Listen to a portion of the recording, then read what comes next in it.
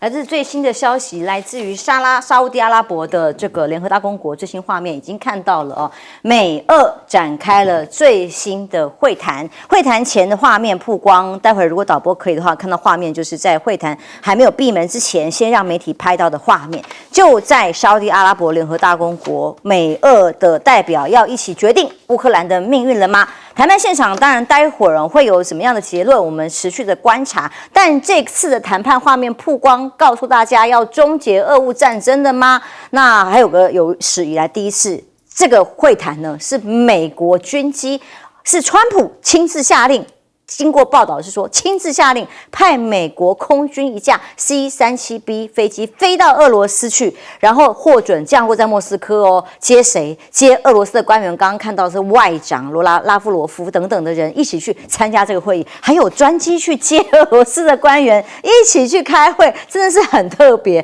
还有总统助理乌沙科夫去参与会谈，所以美俄的沙国会谈已经开始了。那俄罗斯的外长拉夫罗夫哦。就撂狠话了，他说不会去和谈的时候向乌克兰做出领土的让步，同时也拒绝让欧洲各国坐上谈判桌，是美俄要来共同决定乌克兰命运吗？那当然，卢比欧在见沙烏地阿拉伯王储的时候哦，会后的一个声明先前就已经表达哦，我们这样见面并没有要谈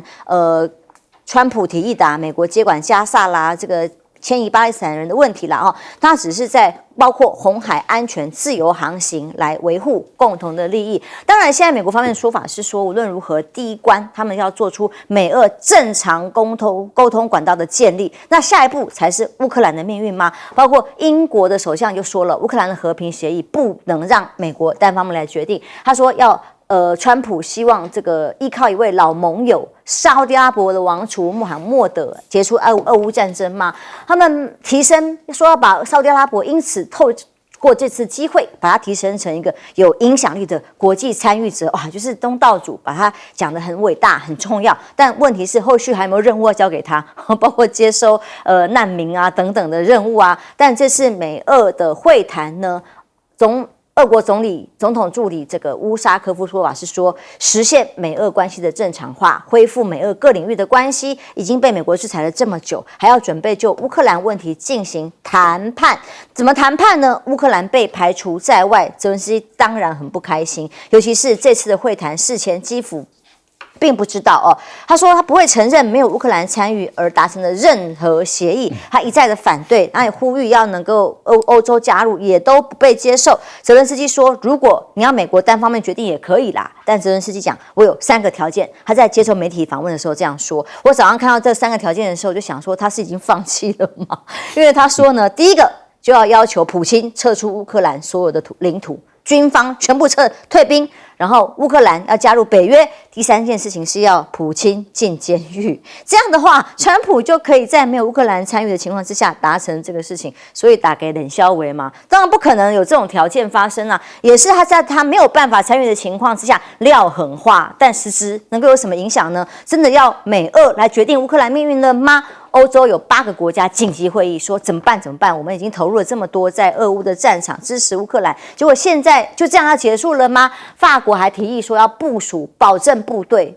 包括了德国、意大利、波兰、西班牙这些国家，他们却反而不愿意派任何的维和部队到乌克兰战场。这几个国家刚刚有军力的8个国家里面，都已经意见非常的不一致。唯独像瑞典啊、英国啊，都是还愿意派维和部队到乌克兰的。瑞典外长甚至是说，还有必要的话，一定可以帮助派兵。包括如果和谈之后的前线的这个线的地面部队的位置可以帮忙驻守，但没有办法达成共识。乌克兰现在要求助无门吗？想要参与会谈没办法吗？转向了中国大陆。泽连斯基说，中国大陆我们准备好让严肃的参与者参与进来，严肃的那谁是不严肃的哦？让习近平去参与俄乌的谈判吗？谈判桌上把那些愿意在安全保障援助、防止普京投资乌克兰复兴等方面承担责任，否则就是在一起美俄来瓜分，包括稀土啦这些利益吗？那么大陆的常驻联合国代表公开表达，他说期待所有当事方参与俄乌和谈，就是站在乌克兰这边，认为呢一贯的主张，俄乌冲突问题也是一样哦。中国大陆一直他强调，不是危机的制造者，更不是当事方，也没有隔岸观火，更没有借机牟利。讲的是谁？谁在借机牟利呢？赖老师。沙特他愿意担任这个美俄双方的正式的调停人。如果美俄最后他们愿意正式的提出来说，请沙特阿拉伯他们来担任这个调停人，他乐意他已经有强调了。那大家会问说，为什么会选择在沙特阿拉伯？那是因为沙特阿拉伯是目前唯一美俄要谈判可以选择的地点啊。那当然，第二个地点就是阿联酋，可是最好的就在沙特，主要就是沙特王储长期以来维持跟川普，也就是川普第一任的时候，还有跟他的女婿一直维持非常好的关系。那一直到川普卸任的时候，他跟王储还是维持很好的关系。但是这个王储后来跟这个拜登闹翻这个拜登他对于这个王储有关于一位这个美裔的这个土耳其人吧一个然后被杀的事件有关，但是他跟川普的关系这么好，然后他同时又跟普丁的关系也很好所以当俄乌战争这3年来，沙特从来没有批评过普丁一句话，没有批评过俄罗斯一句话，所以他取得2位领导人的信任，因此选择沙特来当这一次的调停人。你看在谈判中的时候，他就坐在这个主席的位置上，然后双方来谈。为什么要他坐在那个位置？他变成见证人就避免了各说各话的可能性，因为他在，而且是双方所信任的。好。那沙特也借这个机会说愿意调停美国跟伊朗之间有关于核的问题，所以他把他的地位在中东的地区借由这2次的事件就拉高了我觉得这是沙特王储在外交上他的一个成功另外我们来看一下那个苦主是谁，最大的苦主就是你刚刚讲的泽连斯基了。泽连斯基提了3个是不可能的条件一个是无条件撤出，一个加入北约，一个是普丁进监狱。这个大家都知道，他又回到当演员的这个桥段了。他已经不是政治领袖了，就无计可施了。对，无计可施了。他就是一个悲剧的演员，然后他也把乌克兰带向一个人类间最悲惨的悲剧的地位。坦白说，今天乌克兰已经是任人宰割了，而且领土是永久失去了，还有稀土。跟它的铀矿跟钛矿很有可能永久不保了看起来它的最珍贵的，也就是可以战后重建的资金的来源，因为乌克兰西部这个地方是农村，坦白说价值并不高，喂饱欧洲人的肚子没有问题，可是问题是我们都知道农产品重要，可是它的经济价值并不高。那乌克兰会陷入永久的贫穷，因为最富有的这个矿产，估计是12万亿美元，12兆美元的这个矿产，美国人要收走，收1半左右，另外1半是被俄罗斯人拿走这个乌克兰会永久的陷入贫穷跟落后，这已经可以看到他们世代代的子孙将会陷入国土被切割，然后永久贫穷落后，可悲可怜可叹。就是政客把一个国家搞成这样，欧洲呢没有远见。当时中国大陆出来说，我来帮你们斡旋，我可以影响俄罗斯，然后我们4方来斡旋，我们来谈判，那我们来停战。结果乌克兰、欧洲都不愿意，因为美国的压迫下不愿意。结果现在悔不当初了，悔不当初。现在希望中国大陆介入，中国大陆已经没有空间可以介入了。为什么？因为美俄已经直接谈了，而且初步的条件看起来，美方是要满足俄国的条件了。那欧洲怎么办？欧洲法国总统赶快把这个欧洲的大国召集起来，德国、英国意大利、西班牙、荷兰，还有就是波兰等，都把它召集起来，而且也把欧盟的理事会主席、把欧委会的主席、把北约的秘书长都找来，大家来开会。召集起来很着急，但是好像解决不了什么事情，没有共识没有筹码，因为第一个，欧洲没有军队，那他说要派兵，那问题就在于谁派这费用谁付啊？那跟俄国打起来的时候是谁来负责任啊？美国人现在就说你给我试看看，如果我今天美国做的决定，你们欧洲不支持的话，那就这个战争你们继续去打，我美国人撤出来。如果你还要硬搞的话，我觉得对川普来讲3招就让欧洲致命了。第一个退出北约，第二个收掉核保护伞，第三个增加关税。那欧洲如果是这样的话，因为他们已经在放话，川普已经在多次的放话，他不排除退出北约了。所以我个人觉得欧洲现在已经是束手无策，因为他根本没有筹码来介入，苦主2大位。但是呢，现在把欧洲陷入最困难的一个状态。例如德国下礼拜还有大选嘛，花落谁家还不知道。委员看起来乌克兰真的已经打了3年，家破人亡的情况之下，面对未来的命运更是不堪。其实我是蛮同情乌克兰的，泽连斯基我也不会对他太严格。你想看1994年所谓的布达佩斯这个备忘录，其实它的全名应该是叫做安全确保这样的备忘录。为什么叫安全确保呢？因为他答应在这以前，其实乌克兰就答应把他核子武器交出来。你知道当时苏联帝国垮台的时候，乌克兰是拥有全世界第3多的，比中国大陆还要多的核子武器那他为什么愿意交出来呢？第一个，他国家变得很衰弱，而且核子武器的保管不是一件很简单的事情，有时候甚至是危险。不过最重要的是，因为这些强国出来保证它。1994年的布达佩斯的备忘录，当时签字的国家，俄国、美国、英国，他们在上面签字。中国大陆跟法国也签了，但是他们签在另外单独签的那东西语气比较弱，对于提供保证这个比较弱。那这里面主要是讲什么？就是你把核武器交出来，然后我们确保这些签字的国家都不会威胁对你用武，或者是实际上对你用武。那俄国签啊，那我就表示你绝对不会侵略乌克兰嘛。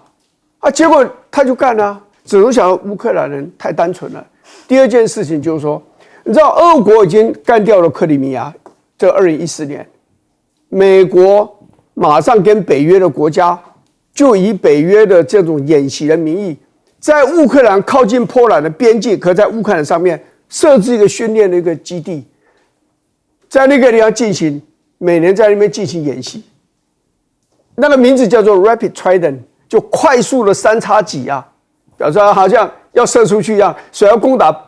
这个乌克兰，美国、北约这些国家就要把3x戟给射出去一样。就你搞了8年，2022年，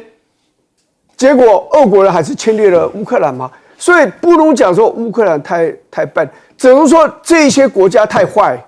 你们签字保证了，而且你还在那个人家的这个土地上面搞训练营，然后搞演习，每年搞这个演习，这个就表示乌克兰当然就变得有信心，而且美国的援助开始陆陆续续都到了。就比方说，你俄国如果打我了，美国显然是会帮忙。谁晓得美国不愿意帮忙？欧洲国家加入北约的不是吗？对呀，这些国家就是给钱给一些武器，也没有派任何一个兵去帮忙。当然私底下应该有一些啦，只是人数的问题。所以坦白讲，我是很同情，而且美国是很不义的一点在哪里？政策是要延续的。那你坦白讲，那这种演习，在川普第一任总统任内，帮助乌克兰的这样每年的军事演习，也在你这个第一任的总统任内，川普第一任的总统任也演习了3次啊，表示你对乌克兰你是同情而且支持他了。然后现在谈判，可是还在同时在打仗。你这个时候你讲的所有的话，都是在弱化波兰，不仅是谈判的地位，是在战场的地位。你讲这话土地你是很难要回来的。那这些乌克兰这些军队怎么还有心打仗？真的，对不对？你要人家稀土，要人家拿钱，这拿稀土来换钱，每件事都是说明了这。你像这个谈判乌克兰当然很悲哀。那我请问一下乌克兰，你想一想，越战美军跟北约在谈判怎么撤军回来的时候，请问你南约有参加吗？美国从阿富汗撤军回来的时候，跟塔利班在谈判的时候，请问你有关你死活吗？阿富汗的政府军有参加吗？这个就是说小国高估了大国的道德，跟他的责任，跟他的应该遵守的义务，结果就是这样子。是，将军，我们看到最新的和谈画面的时候是美俄在进行，可以想象乌克兰的人泽伦斯基有多么的心急如焚。我认为泽伦斯基他错估形势，自欺欺人，这盲人骑瞎马，让整个乌克兰陷于万劫不复的这个地步。他是一步错步步错，他一直寄望这个北大西洋公约组织会派兵，他是寄望美国会派兵，不可能的事情嘛。各国有各国的利益，你自己去打，只是借钱给泽伦斯基，给乌克兰武器装备供给他，要全部都是要乌克兰人上战场。那怎么？那让他单挑俄罗斯怎么可能嘛？如果他能够打败俄罗斯，俄罗斯所有的武器、核武通通要交给乌克兰呢？怎么可能？而且他没有核武，俄罗斯有核武，俄罗斯怎么可能把核武这个投降通通交给这个泽伦斯基？就不可能，是完全是天方夜谭、天马行空，毫不实际，变成这个状况。这个逃避现实啊，领导人国家的领导人，乌克兰国家领导人绝对要务实，他没有务实，把整个国运断送。这个在乌东地12万平方公里，12万平方公里就是360亿平啊，土地啊。我们拿着换算成平好了，大家对平比较有概念。360亿平，360所有的全世界所有土地都是有价值的，有价格的。你这360亿平的土地是360兆新台币，你看看360兆新台币就这样让给俄罗斯了，永远要不回来。然后他又不切实际，要把普丁抓起来，乌东地要还给我，我要加入北大西洋公约组织，怎么可能的事情？现在还在回到原点，不就是那北约吗？都在做梦，你一定要加入的。所以国家领导人就用这个状况，完蛋了，瞎人在那边做梦，瞎扯。你看看整个的这个乌克兰被肢解了，你看到没有？他那个留在乌西地区的稀土得给美国，因为他欠美国3600亿美元，你拿稀土来跟我抵押。因为川普他要把钱要回来啊，你怎么办？所以他可能3代都没有，3代是90年，3代都没有了这样子。然后他的国土变成月球表面，怎么去重建？重建又是一大笔钱，怎么可能俄罗斯会把这个钱吐给乌克兰？他现在还在做那个梦，也就一步错步步错，他自我感觉良好。这个国家战略的问题一定要很严肃、很谨慎、很谨小慎微来看待。不是他们吹牛都天马行空在那边。现在欧洲，我们看欧洲也变成店小二了。最大的赢家是美国，第二大赢家才是俄罗斯，因为俄罗斯毕竟也付出了这个损兵折将的惨痛代价，但是他有国土，他们虽然牺牲了10万官兵弟兄，但是他拿到了360兆台币的土地，换叫每一个人创造36亿台币的土地价值。所以乌克兰丧失的就是俄罗斯所得到了，他也牺牲这些将士啊，所以俄罗斯也没有大胜啊，大胜应该算是美国得到那些稀土。美国现在是所有这欧洲北大西洋公约组织另外30个国家都变成店小二，听美国的，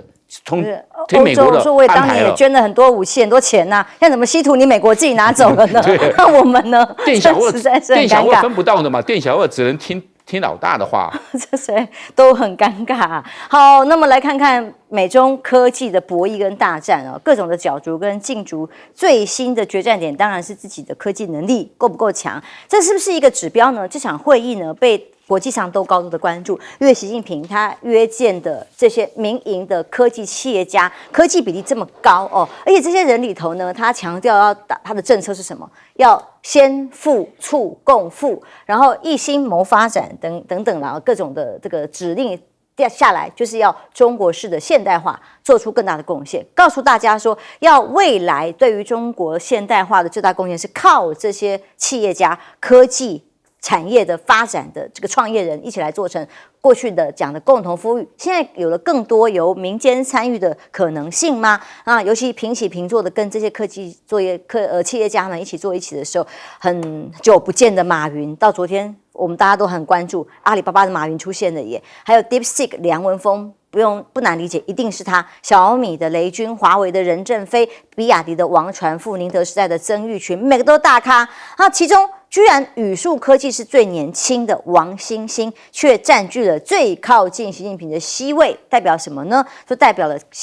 新的科技机器人呈现的未来的样貌。可以看到画面是王先兴在2017年的时候曾经坐在地上玩机器狗的画面。这个相对年轻的年轻人呢，他创造了一连串的机器狗啊、机器人啊，影响了人类下一个世纪的可能的文明啊。春晚上面看到的也都是宇视科技的产品。所以他2016年在大疆工作过了之后呢，最后决定自己跳出来创业，成立了现在的公司，也写下了崭新的一页。未来的科技发展对于中国大陆来讲，它会是一个很重要的角色。而经济时评里面的媒体分析报道说，这一次呢，参与的企业主要集中在制造领域，2018年的时候了啊，但现在不一样了，今年参与的都是在科技领域明显的增加，人工 AI、机器人、能源。都是重点项目，也代表着官方的政策。而马云这回现身呢，过去曾经批评过大陆的金融政策。那这一次高调出席，美国的南加州大学的法学教授分析认为，代表当局不再继续打压马云，过了嘛？明确表示政府会重视依赖私营企业，大力支持私营企业。还有是不是也可能金融政策的调整？不知道，但是可以恢复企业家的信心。马云可以说被形容叫做打了一场翻身大仗啊！本来是在最风风火火、最红翻的营运目标无限可能发展的时候，突然一记重击，所以这个营运的估值也一直在重塑。那现在掉下来之后，有没有机会回来呢？阿里巴巴周二的股价持续上涨，目前这个涨幅达到4.26，算是重新回到主流市场了吗？而习近平他的政策跟马云、任正非见面呢，经济上持续释放的讯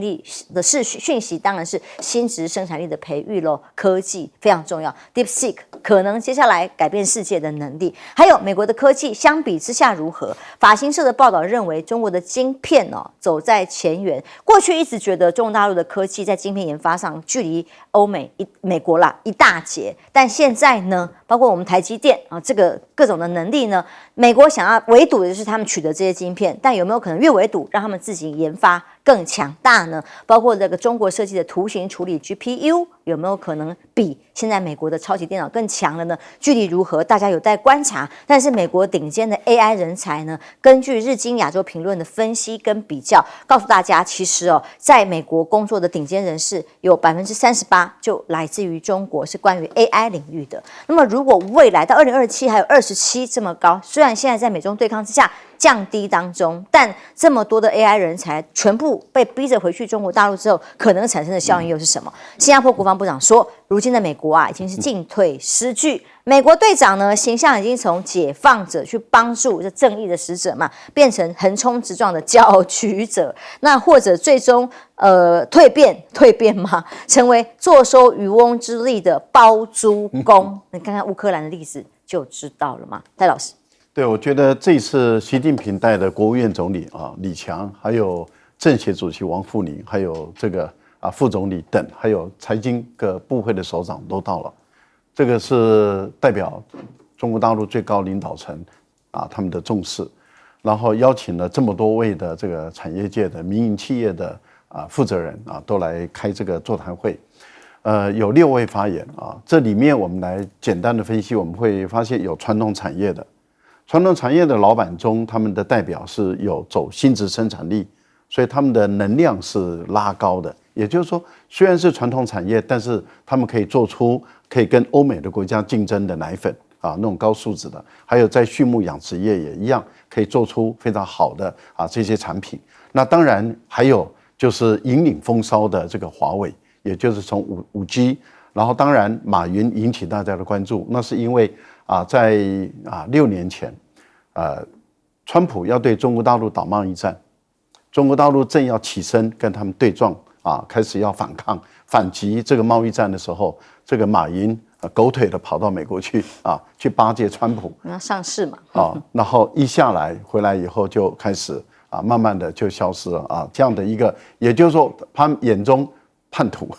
在中美要开始起贸易战的时候，然后这个家伙跑去讨好美国人，讨好美国要修理中国的这样的一个领导人，这当然是大陆的整个上上下下社会所不容的事情。那经过几年的沉潜之后，总算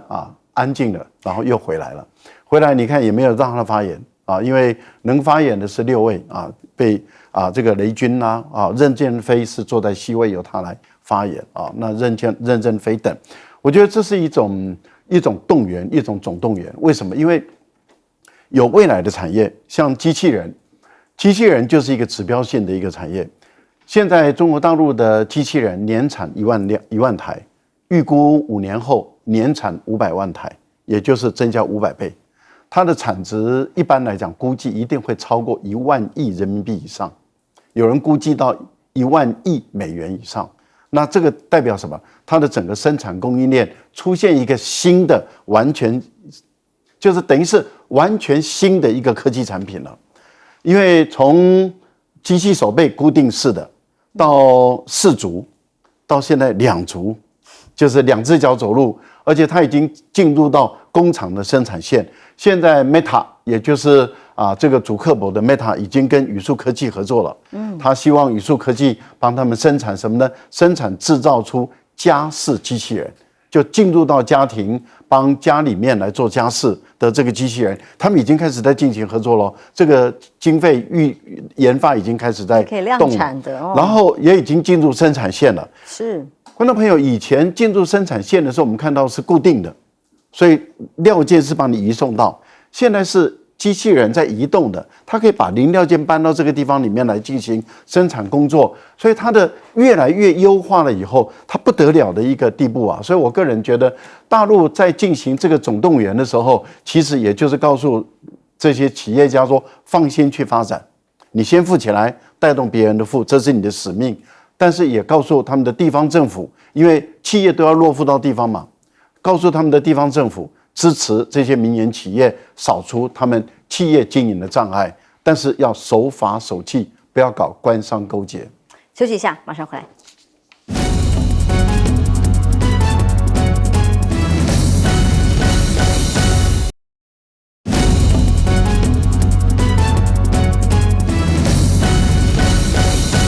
美中科技对抗最新的发展，委员怎么看？你知道这个美国人对中国大陆当然有一方面有赞美，但是也有很多的批判，但也有一些不解，因为他们认为说中国大陆就是个社会主义国家嘛，这就像其他社会主义国家一定很僵硬嘛，很僵硬，然后共产党就是高高在上嘛，这种，但是为什么它的经济可以发展得这么好？政治体制这么僵硬的国家，它的经济怎么可以发展这么好？科技上也有很大的表现。这就是说，我们正在看一个很新的，以前人类没有过这样一个经验了就这次习近平把这些大咖，尤其是马云，其实讲到马云这几年大家的聊天的对象其实是马云。马云是败不复活真的马云的败不复活，你就可以看得出，也可以回答了很多西方人士不太了解中国大陆。中国大陆，你认为那种僵硬的意识形态底下，其实他们是有非常灵活的处理危机的那种能力。中国大陆如果他现在是危机美国这样子对他的制裁，拉拢其他国家对他这种围堵，这就是一个很大的危机所以你看，中国大陆怎么解决这个危机？他就开始展现他的弹性嘛，说马云当然要回来你这些大的企业家、民间企业，中国大陆一直都讲国先民后嘛，国营企业最大，民营企业应该在后头嘛。这种做法就告诉你们，习近平告诉你们，我们没有那么僵硬，我们民间企业也可以走在国营企业的前面，只是希望他们富起来，也可以让国家其他的也富。其实我要讲一件事，不要低估中国大陆的弹性，它的灵活性，真的，它这20-30年来可以发展到今天这样一个地步尖端科技可能不如美国，可是你看它灵活的运用尖端科技产生出来的东西 ，DeepSeek 就凭空就出现了。是，这个才是在台湾我们要去想你不要以为中国大陆很愚蠢、很笨、很僵硬，看看人家的灵活那一面，我们是不是比人家还要僵硬在这方面？是，马上回来，我们。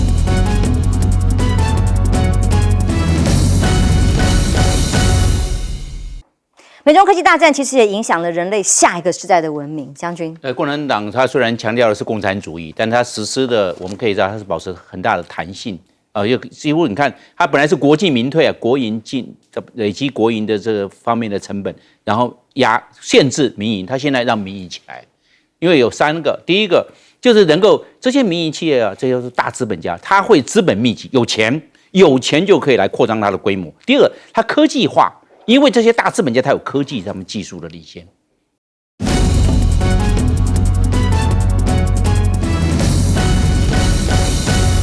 观众平安，欢迎收看 TBS 新闻大白话，我是王浅秋。首先介绍这一节，跟我们去讨论最新国际国内议题的来宾。第一位是国际政治专家赖岳谦老师，主持人好，观众朋友大家好。国际战略学者林玉芳老师，大家好。前空军副司令张延廷将军，主持人好，大家好。当然，最新消息是俄罗斯跟美国最新关于中东的会谈已经在召开当中，而美国呢，最新在川普国内的很多整顿里头，包括移民啊，包括国防啊，还有最重要就是这个所谓的要把整个预算大幅删减的委员会。现在川普在整肃美军的情况之下，马斯克的效率部看到的画面却是在网络疯传，怎么回事哈？有一个军人穿着性感服装跳舞，在引导战机，网友都看傻了，发生什么事？那网友很多议论纷纷，说这个是美军素质吗？是一堆奇怪的人吗？怎么会有这些问题？现在很多军方人员都要被裁撤了，更何况是像这样子影片被流传出来，未来的命运啊，惩处解雇很难逃掉哦。很多美军到底有没有浪费钱？军方有没有谁把钱塞到自己口袋里？马斯克讲了好多哦，这可能也是马斯克的效率部所释放出来的消息，居然买个咖啡杯。在美军的空军某单位加油机专用买的这个杯子，看起来钢杯，好像蛮常见的啊，居然买了一个价值1280美元的不锈钢杯，我金马空呢。这个消息呢，被网友讨论说，在阿里巴巴网络上卖才45块，怎么会落差这么大？到底有没有慷纳税人之慨乱花钱呢？还有这个中美的军事的对抗里头，很多的军力比较，到底是不是还落后？在美方里头，中国的军力有没有真的还落后那么多，还是已经超越了呢？有几个角度我们来观察，包括在美军的网站上面维基百科很特别的是 F-22的引擎推重比有没有造假，还是随机调整、滚动式调整？这个是陈时中的名言。在维基百科发生这个所谓的超过10以上的推重比、引擎推重比这个项目本来是10的，突然改成7了，后来又调整成9了，等等的，这样的调整到底是为什么？那到底是回归校正，还是的确是如此呢？那过去 F-22使用的 F-119的发动机啦 ，F-35使用的 F-135啊，这些发动机都被认为是美国军方最强的地方。这些引擎啊、发动机是核心的能力跟价值，这也是中国过去被认为造不出来的。但现在呢，这个数字的改变到底是示弱，还是没有想象中强，还是出了什么问题，还要等待后续观察啦。但是最近有个画面是在美日法3国共同的联合航母军演上看到的画面，在菲律宾南海之战争夺战秀据地的这个地方，看到3架航母很罕见的同框了大家形容词叫做个子小的在中间，这是日本的加贺号，还有美国的卡尔文森号以及法国的戴高乐号。但是在美军的部分看到几个消息，包括杜鲁门号的航母，怎么回事？居然破成这样，右舷的船尾被撞啊！破破烂烂的样子，这个画面一曝光，哇，怎么回事呢？只好赶快进场去维修了，失去作战能力。现在船停泊的地方是在希腊的港口维修。为什么发生这么严重的状况呢？根据报道都说，这个是排队要过苏伊士运河的时候被撞了一个大洞。那这样的大洞让红海这里出现航母的空窗期，没有办法执行任务的情况之下，那现在会不会有什么连锁反应啊？西太平洋也会同时出现短暂的空窗期造成的后续效应也是大家质问说，美军现在还在川普要删减各种预算的情况之下，到底军力还行不行？还有多少的军备是有问题的呢？甚至在美中比较对战的博弈里头，看到卫星照片大连这里有个造船厂出现了神秘的模块，这个尺寸比例如果按原比例来做推算的话，说大陆这里这个美国战区，美国媒体的战区所报道的这个疑似是004型的航母飞行甲板开工了尺寸比例去研判航母的吨位会超过福特号而且照片有2道弹射器的轨道就在这个地方专家研判分段模组有航母上的第3、第4弹射轨道呢，就拥有4个弹射器，跟福特号一样，不但追上，甚至还可能超越了吗？一方委员，我们先来看看，就是近来在美方强力要去所谓查军费，甚至参检的情况之下，美军的实力怎么看待？先这样讲，美军这种所谓的浪费的情形呢，不是今天才开始，大概差不多10几20年前，我那时候就读到一个消息，海军买这个烟灰缸，一个400块美金，这400块美金呢，一个烟灰缸，你在外面买几块美金而已吧。美国的这个国防经费是非常非常庞大的，腐烂吗8、9千亿这样子。然后呢，你真的要去监督很多的细节所有人检举不是那么容易。任何的军方都是一样，因为军队本来就是一个半封闭的一个状态，他们跟外面的社会是有很多的隔绝，为了安全的问题，还有其他管理的问题，所以内部人如果不讲，其实外界对军队的了解是非常有限的。而且还有一件事就是说，美国因为军工复合体的原因监督能力本来最强的是国会，可是国会跟军方的关系是非常好的。很多的这个众议员也好，参议员也好，他们的家乡都有军事设施，而且他们极力争取军事设施要设在这里。你想想看，一个小镇如果多了一个，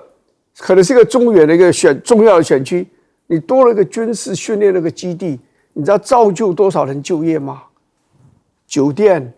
餐馆、打撞球的，对不对？包括花店，各种。这个就会变得非常兴盛，还有政治现金对，那当然是了，就是说，所以很多参议员、众议员他们后面都有这个军工复合体，就特别是像军火商他们的强烈的支持，然后军火商跟国防部的关系又非常好，所以这形成一个很复杂的一个关系。在美国，智库收很多的钱是来自军火商，这个国会议员很多的捐款来自军火商，选区选举的动员等等，他们也可以帮很多的忙。国会议员也需要他们，所以这是变成说智库了，就学界啦，跟这个军火工业啦，跟这些政治这个力量整个是卷在一起了。所以，除非内部有人出来检举，你外界想去调查一个这么庞大的美国的国防这个体系真的不是很容易。这种浪费的情形，我相信不会是单独的问题。好，所以将军，当我们在看到美方跟这个中国大陆的军力比较，是有各种的指标，您怎么看？包括航空母舰，包括在为什么这个引擎的改动数字会出现问题呢？它这个推重比推重比它下修，它推重比这个一个推重比，它是 F119，它是普惠发动机普惠公司做的然后它推重比就是净推力，就是放在这个海平面，然后就把它做吸力，然后看推力。如果是到达10的话，这个10000，这个是我们讲到的1500公斤的重量它可以喷15000公斤的推力，就是10倍嘛，是这样嘛。但是问题是你装上飞机的时候不一样了，因为飞机它里面有隔框，有进气道，气流没那么顺。你装进你是有螺的这样全螺的发动机，当然推力大，它吸气尽量吸嘛。但是你装到飞机之后你吸的气体就没那么多了。第二个，它又装了向量喷嘴，装了向量喷嘴又增加重量了，推重比就达到不了了。你前面加装，后面你一装进去，整个进气道变窄了，是这个样子。所以叫动态调整。对，你是装备其他加进去就自然会降低。你当然降低了，因为你重量加重了嘛。你向量喷嘴又加进去，向量喷嘴的重量也加进去，那你推力没那么大了。你变成推力没增加，但是你发动机的重量增加了，推重比一定要向下修。第二，你装到飞机之后，因为飞机的隔框，它的进气的量又受限了，你的推力更下降。所以你要看到你要是哪一种，你是这个螺发动机，整个是螺身的发动机，当然推力大。装到飞机之后马上降低，因为你的各种的这个空气流体力学的阻力都跑出来了，那是这个样子。然后推出来的这些气流也减少了，是这个样。所以你看到哪样子去用，它当然它以螺身的发动机，完完全全是阳春，还没装上飞机的来算，装上飞机又不一样。所以你看它会差距那么大，这个推重比是10，一下变成7了。少了30%，那多大啦？一个飞机我们知道，一个飞机在空中你不要看它要超音速，在这个发挥最大性能的时候，它是推到最大，它拉起来，突然这个样，你看它的这个时候进推力是要去算。那 F-22还好，它是双发动机，那 F-35它是只有单发动机那整个会受限。那你这个飞机的各种的性能、最大的速度，还有最大的载荷都会受到限制。另外我们来看那个它的这个纪律，你看那个这架飞机啊，这个 F-16，你看那个前面那个机工长在那边跳那个跳热舞，对，这边跳慢步，这是后勤纪律他跳慢步跳的时候，待会发动机把它吸进去。那是因为 F-16的发动机都在下面你跳慢步那个吸力很大，那很容易就吸进去了。穿网袜对，是不可思议的画面。对，变成这样。这个所以你看。这个修护纪律不行了，后勤纪律不状况下，很容易出事情。上一次在美国的波多马克河，那个黑鹰直升机撞到那个客机，掉到波克河马尔，然后67个人全部死亡。这个是管制纪律，你看到没有？这是纪律问题，不是飞机故障，天气也很好，它只是夜航夜间，你这个纪律没有了，你管制纪律到哪里去了？你的这个空层隔离跟那个。我们讲的横向隔离还有时间隔离有没有做出来？没有，这个平常可能不会出事，因为大家习以为常，大家也习惯，也这个很老辣了，很老练了，都很有信心，该放哪里该拔哪里，自己在哪里很清楚。但是有一个闪失之后怎么办？而且我们知道飞机在滑行的这个状况之下，噪音量很大，你的噪音量很大，你有时候是听不到、听不清楚，然后你视觉也会有影响，很容易就会疏失。那这个疏失，当然跳热舞、跳艳舞没问题啊，但是其他人可不一样而且这种环境是动态的你今天这个是在机堡里面那哪一天是在机库或哪一天是大屏作业那状况又不一样了。那你在那边跳热舞，哪天被吸进去了，又是一个地安，不是人命小命不保飞机也报销了，会这个状况。所以我们看这个纪律这个美军在这方面纪律上要求，就跟刚才所讲到的那个航空母舰撞到那个我们讲的货轮一样也是一样这个是你那么多人在干嘛？你那个船上这个在执勤的人100-200人在干嘛？一个航空母舰是4000人呢，在里面。当然，因为它有维修人员、有飞行员、有其他的工作人员，但是在航行，它有100来人在那边航行呢。那眼睛在干嘛？都变成了你反正有人顾，大家都认为有人顾的话，就没人顾了。因为大家认为其他人会顾我这边我可以喝个咖啡，反正这个杯子还蛮贵的，一个杯子4万块钱，大家忙着喝咖啡，反正有人顾，大家都有人顾的时候没人顾了，因为大家都推了对方，所以就发生这个事情这个也是纪律问题。你看，这是海军纪律，我刚刚讲的是空军的飞行纪律，所以你看这些纪律之外，就会出一些这些我们不可思议的这些事件这些维安的事件就发生了。所以我们可以看得出来，这个跟战力是有关系的。可能最近几年美军在这方面没有战事，在西线无战事的状况之下，可能会有些松懈，有些疏失，然后也会产生一些非安跟地安的事情。就见微知著啦很多军纪方面的问题是开不得玩笑的，怎么可能可以开这种玩笑，以至于一旦重大意外发生的时候是多么的严重。那像包括这个突然就这样一个过海过个港口可以被撞毁成这样。是他撞人家还是他被撞？被撞因为目前看影片来看的话，资料看起来不知道。对，那也就是说，他这个是航母开过来撞人家，还是他开过去撞到航母？可是看起来，如果从货轮的角度来看的话，是航母开过来去撞人家这样的一个态势美军的确实在训练纪律有问题，维修纪律有问题然后在作战任务的时候作战纪律都有问题，非常混乱再不改的话，我觉得美军的作战真的是看绿。现在是航母跟货轮撞，在前2年的时候，在韩国也跟这个货轮撞，在日本也撞，然后这个核动力潜舰经南海的时候也撞，然后被迫浮上来，然后最后跑到关岛，在水面上就这样一直开到关岛去维修，然后一维修就2年，然后我们看到现在这个空军也是一样，撞来撞去，翻来翻去，倒来倒去，然后这些这个地勤人员也好，空勤人员也好，我觉得他们的整个纪律都已经呈现出非常散漫的一个状态。您报的这样的一个钢杯的价格，其实现在接美国白宫安全顾问的沃茨，他在当参议员的时候，他也指控，也就是美军他的一包100块左右的零料件，竟然报价要9万多美元，啊，这个也被指控。然后一个马桶圈，我想这个最有名嘛，一个马桶圈要1万美元，一个马桶圈要1万美元。然后航母的通马桶通一次啊，要40万美元。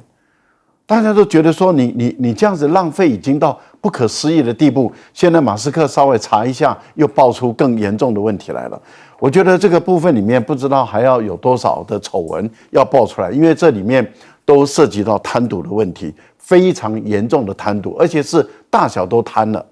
刚刚严婷谈到的就是这个有关于推力的问题，可是不要忘了，它的重点是在于造假，而不是我从10推力减到7，重点是在于数据造假。这个数据怎么可以造假？这个数据造假，你对飞行员来说的话，如果飞行员他今天知道的是我是10推力，然后结果呢我只能推到7，那你说把飞行员的生命放在哪里？他可能在最危险的时候，他觉得我这个推力应该可以完成什么样的动作，可能严婷更熟悉。可是结果他的数据造假，然后真正他根本推不上去，有没有可能会失速就这样直接掉下来？我觉得这个部分里面是不是 F-35最近一直在载机，是不是有很多的数据造假，造成飞行员他在判断里面发生错误，然后他的飞机就栽了，然后就跳伞，还好人员都有获救，但是问题就在于 F-35已经栽了多少架，这原因里面是不是因为有很多数据造假的因素？我觉得美军在这一次里面，马斯克真的要好好查一查，难怪川普会要马斯克好好的查一查，先查教育部，再查国防部。那你想想看，国防部已经多久没有人查了？我觉得这个部分里面确实应该要好好的来做一做。台湾也是一样，你都不能够，我们的外交部也好，国防部也好，都不能够用什么安全的秘密、国家安全啦、外交秘密啦，你什么都不查的时候，藏污纳垢有多少东西，应该要查到底。我觉得这都是要做的。目前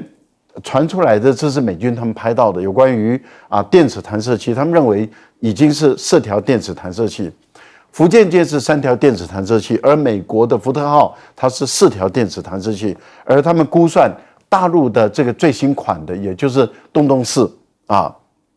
第4艘的航母应该是4个弹射器，他们目前估算。那换言之，也就是如果是4个弹射器的话，他们认为吨位就比这个美国现有的航母吨位大，应该会到12万吨左右，12万吨，那就是非常巨大的一个航母大区了，可以到这个80到90架的这种各类型的固定翼的跟折叠翼的舰载机都可以上去。那因此他们的推断认为说，第4艘航母相当有可能就不是柴油动力了，应该是核动力，所以他们一直估算大陆是不是已经完成了核动力的这个推力？那这个对于大陆来说，未来的航母那作战能力当然就会更强了。是。